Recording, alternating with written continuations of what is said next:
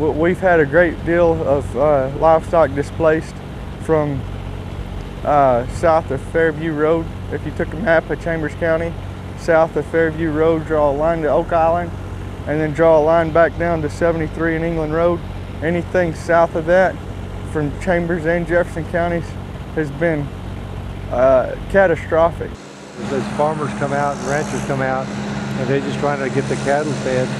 The people that donated hay, and they come here as delivery point. We just offload it off the trucks and into the ranchers' vehicles or trailers and head them out so they can go feed the cattle. We had Purina bringing a truckload too, but I haven't heard, AgriLife Extension is serving as the operations chief for the distribution of hay and water in the impacted zone. The impacted zone being the area where the surge is located.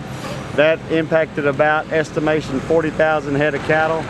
We are working to bring in hay from across the state. Lots of it donated by our partners and cattle raisers out in West Texas, Central Texas, Northeast Texas, and South Texas, which we greatly appreciate. We're coordinating the delivery and then distribution of those resources. Originally, my original role was I came out here to set up the communications and entire Keon system, all that, so we could get them internet access and communications to the area, because at that point they didn't have electricity and all that. Greg Thomas was actually the first one here, then I came back, and after we got all that going, being that I was an ex-county agent and I was kind of a rancher at heart, and I just stayed and helping these guys.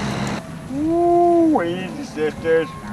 And we're going to work at redeploying the cattle, so providing transportation to redeploy those cattle, whether those individuals decide to sell them or move them up further north into pastures safe from the surge zone.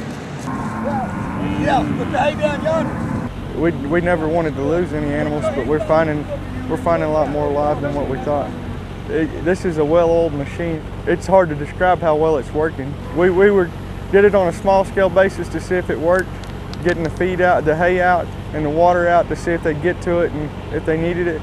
And we're rescuing cattle, feeding cattle. We're also working with ag supplies to bring in water tanks to water these cattle in pre-designated feed and water distribution centers. These have been set up in order for us to bring the cattle up out of the marsh, out of the salt water, provide them clean, salt-free water and clean hay in which to eat, but it's also serving as a point for us to begin the recovery.